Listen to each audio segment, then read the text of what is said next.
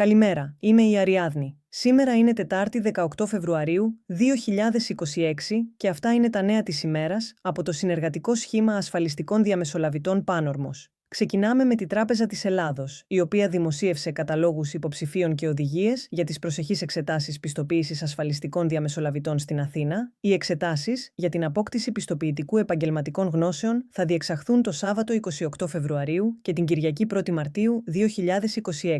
Συνεχίζουμε με την εκδήλωση κοπής της πρωτοχρονιάτικης πίτας του Παρών που έγινε στο Κέντρο Πολιτισμού Ελληνικός Κόσμος. Η εμπορική διευθύντρια Χριστίνα Φυτέα τόνισε την ανάγκη για ενότητα και ο πρόεδρος Θάνος Ψημάρας ευχήθηκε μια δημιουργική χρονιά. Περνώντας σε θέματα συνεδρίων, ο Σύνδεσμος Διαμεσολαβούντων Ασφαλιστικών Εργασιών Νομού Θεσσαλονίκης συμμετείχε ενεργά στο 38ο Θεσσαλονίκη Insurance Conference.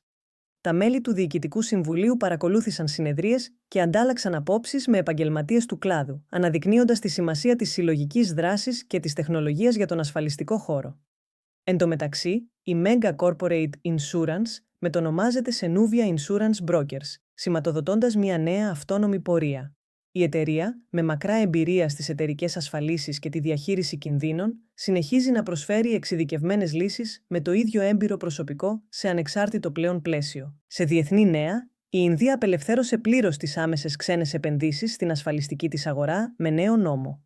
Αυτή η μεταρρύθμιση στοχεύει στην προσέλκυση κεφαλαίων και στην ενίσχυση του ανταγωνισμού, καταργώντας τους περιορισμούς που ίσχυαν προηγουμένως. Ακολουθεί η είδηση πως ο Πανελλήνιος Σύνδεσμος Ασφαλιστικών Συμβούλων διοργανώνει την εκδήλωση κοπής της Βασιλόπιτας την 5η 26 Φεβρουαρίου 2026.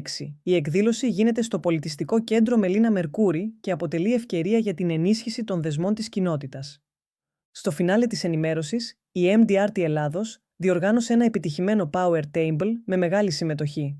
Οι παρευρισκόμενοι συμμετείχαν σε βιωματικό παιχνίδι και αντάλλαξαν εμπειρίες για τις προκλήσεις της ασφαλιστικής διαμεσολάβησης, τονίζοντας τη δύναμη της κοινότητας. Κλείνουμε με την Eurocover Insurance, η οποία ταξίδεψε στην Αίγυπτο με τους συνεργάτες της, προσφέροντας μια αξέχαστη εμπειρία. Οι συμμετέχοντες επισκέφτηκαν το Κάιρο και την Αλεξάνδρεια, γνωρίζοντας την ιστορία και τον πολιτισμό της χώρας των Φαραώ. Ευχαριστούμε που παρακολουθήσατε το σύντομο δελτίο της ημέρας. Καλή συνέχεια.